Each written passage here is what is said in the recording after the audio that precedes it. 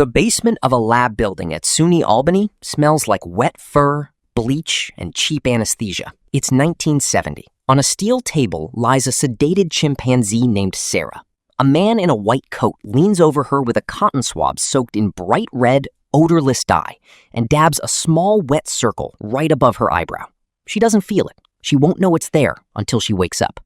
Right now, you're staring at a glass screen in a quiet room. There's no group chat. There's no inbox. There's just you, isolated, tracking light off a panel. We've been told that looking into glass and knowing who's looking back is what makes us human. That's a lie. Self-awareness isn't a sacred soul spark. It's a visual trap, built by primates, graded by primates. Ask any biology teacher, and they'll tell you the mirror test is the ultimate objective yardstick for consciousness. Look at your reflection, spot a weird mark, reach up and touch it. Congratulations, you're in the club. Ignore it, fight it, and you get filed under mindless meat machine. But what if the test was never measuring intelligence? What if it was just a monument to our own vanity? Who decided eyes are the only door into a soul?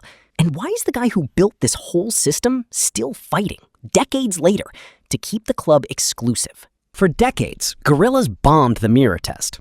Glance at the glass, glance away, ignore the red mark completely. The verdict? Not enough brain power to grasp self. Case closed. Except nobody checked gorilla manners first. In a troop, staring straight into another gorilla's eyes isn't a greeting. It's a declaration of war. So when a gorilla looks in the mirror, it's not staring into a blank void. It's staring down what looks like a rival and doing the polite thing, looking away first. They weren't failing the test. They were failing to be rude on command. Then there's Coco, the gorilla raised by humans, taught sign language, stripped of a lot of that wild social wiring. Coco passed the mirror test easy, not because she got smarter, because we'd already civilized the manners out of her. Let that sit for a second. Then we tested dogs. Predictably, they fail. Bark at the glass, try to play with it, walk off board. But a dog doesn't live in a world of light. It lives in a world of smell.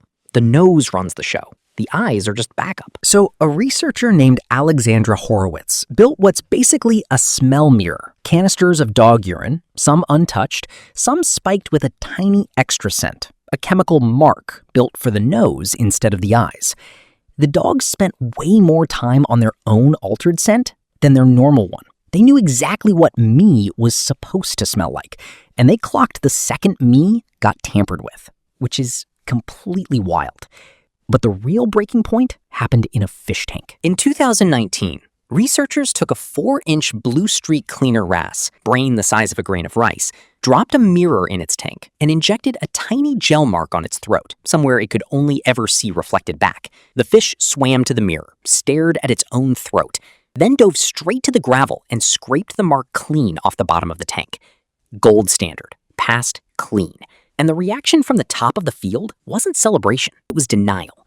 Gordon Gallup, the man who invented the test, argued the fish was probably just reacting to irritation, maybe a reflex trick, anything but real recognition. The gatekeeper watched his own gate get opened by a creature with a rice grain brain and tried to move the wall. Money, pride, paranoia. Same story, different species every single time.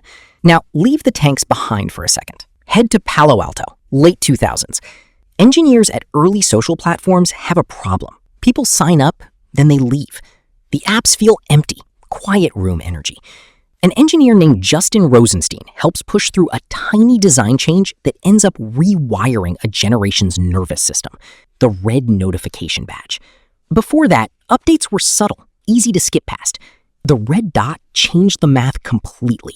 Human eyes are wired to snap toward red. It's the color of ripe fruit, of blood, of pay attention right now.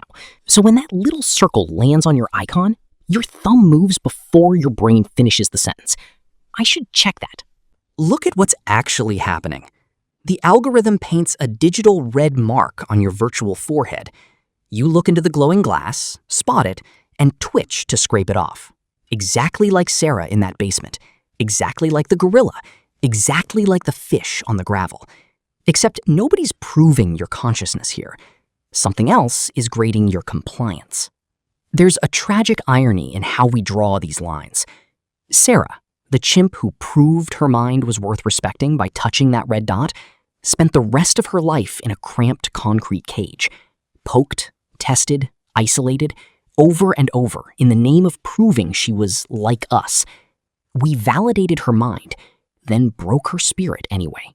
Meanwhile, a hedge fund manager can stand in front of a gold-framed mirror in a high-rise, completely untroubled by the human cost sitting downstream of his portfolio. He passes the visual test easy. He knows exactly whose face that is. But does he actually possess self-awareness, the kind that matters? For 50 years, we've used a sheet of glass to decide who gets called a person and who gets called property. Pass, and you're protected. Fail, and you're property, food, or a test subject. The glass was never a window into anyone's soul. It was a mirror, aimed straight back at our own arrogance the whole time. Back in the quiet room, the cold glass of your phone rests in your palm. The screen goes dark for a second, and there, faint, half-lit, your own face looks back at you. You're not separate from the chimps, the gorillas, the fish scraping gravel with its own throat. Every one of us is just an organism running on reflections and feedback loops. The only real difference? The fish knew exactly when it was being manipulated by a spot on its neck. So next time that red bubble lights up your screen tonight, ask yourself something. Are you actually the one deciding to check it? Or are you just another primate in another basement, scratching at a red dot somebody else painted on your glass? If we rebuilt the mirror test with smell or sound instead of sight, who do you think comes out on top of the cognitive food chain? Drop it in the comments. Let's actually argue about it.